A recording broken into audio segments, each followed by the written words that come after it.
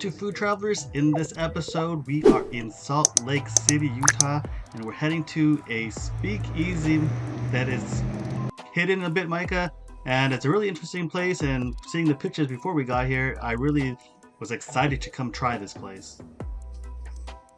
Yeah, Simon. So this restaurant is actually located on the 600 South next to the Crave Cookies inside Bonnie X Clyde Cafe. We would recommend making reservations as this restaurant is pretty small in the inside. Like many other restaurants, when you make your reservations, they give you a confirmation text and instructions on how to get there. With this one, they do require you to put down a credit card, and in the confirmation text they do mention that they will hold the table for 15 minutes on the same day cancellations are charged at $25 per guest, and there are no exceptions to this policy regardless of your circumstances. And on their website they do describe themselves as, like Simon said, a speakeasy, cocktails and gastronomy, and they open Tuesdays to Thursdays from 5 p.m. to 9 p.m. with Fridays and Saturdays from 5 p.m. to 11 p.m. and they are closed on Sundays and Mondays. And as Micah mentioned, you do want to make those reservations because, as you can see, as we're looking on the inside here, there's really not that much space. It's a pretty tight room, and you're actually pretty close to the people you're sitting around. So definitely, if you want to have an intimate conversation, it's going to be a bit tough because it's definitely loud in there, but you're also sitting pretty close to people, and there's a limited amount of seats for everybody.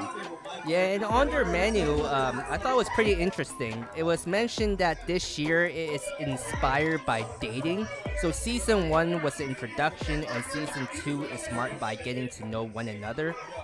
So with the menu being said with that information is they kind of title it like your appetizer as flirting, and then there's other areas with extras with some other names that they use in regards to dating and getting to one another. So starting off here, we got the hickory pork cornets on a rifle, and that's the hand-chopped pork shoulder nestled in golden sesame baked cornet and Korean-style barbecue sauce.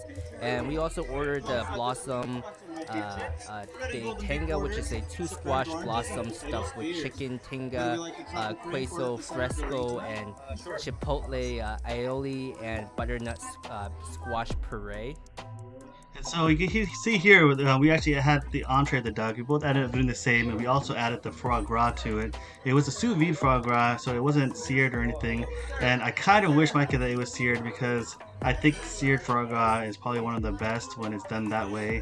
And so it was just okay. I was okay with it, but it wasn't fantastic. Yeah, I agree with Simon there. I think the foie gras was not the best. It was not quite what I expected. I mean, on the menu, it did say that it was going to be butter pan French. So in a way, I did kind of thought maybe it would be a little bit more like how we normally have it, but it was not the case here. And for the desserts, we got something called Delight Candyland, which they describe it as the show. And that was pretty pricey. It was $75, and they do charge additional $25 per person.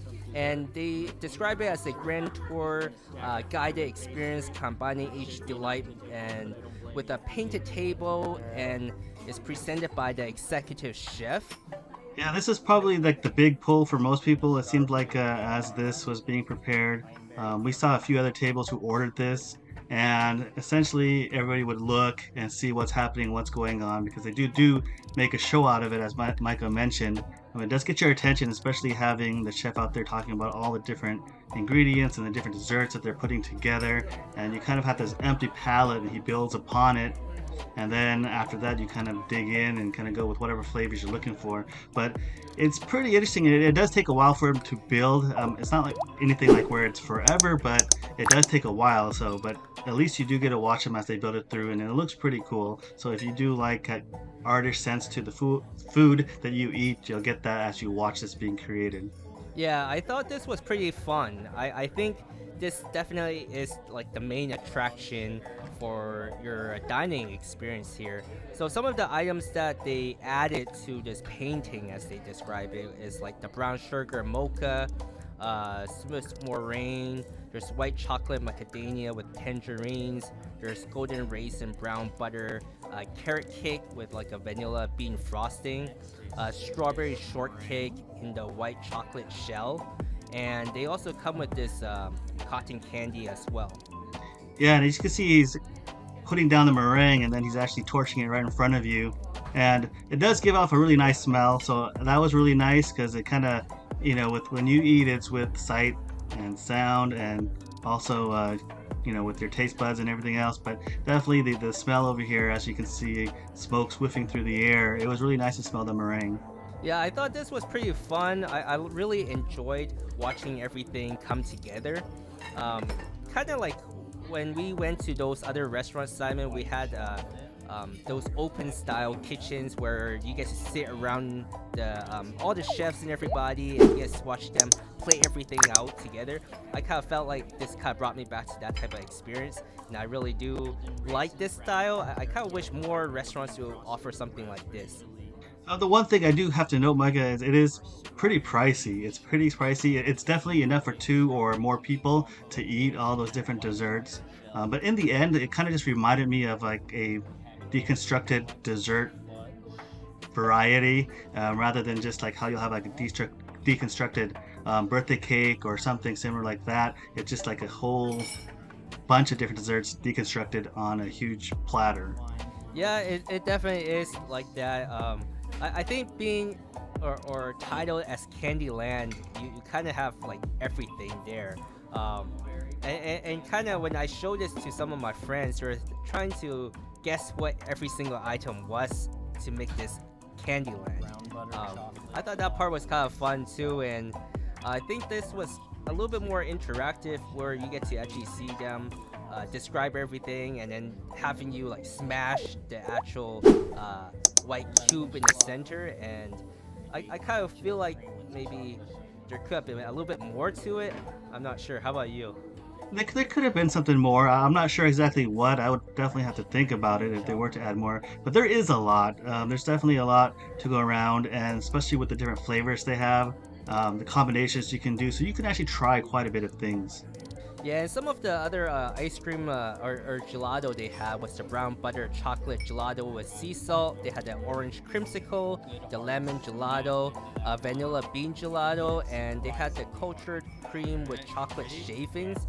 And they also described it with like French drinking chocolate after the gelato with the chocolate swirls that you see there in the video, and the strawberry gruyere on the cake. They recommend to eat the ice cream in 1 to 2 minutes as they mentioned that it is colder than usual.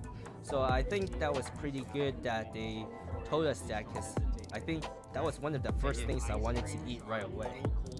What was your favorite? I think my favorite was, like I said, the ice cream, and I also really enjoyed the white cube chocolate cake, the strawberry shortcake. I think that's what they describe it as. I think the other things I enjoyed was the meringue. I thought, like you said, you can smell it. So the moment they start burning it, I wanted to eat that right away too. How about you? I enjoyed the ribbon, the actual the chocolate ribbon they had, as well as the meringue, because you could actually dip it in the different sauces. But overall, it's definitely a unique place to come.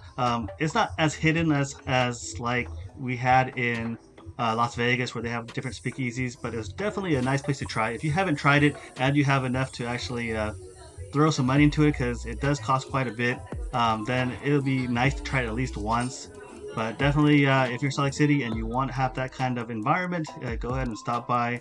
And to wrap up the episode are our notables. And unfortunately for this episode, we did not have any notables.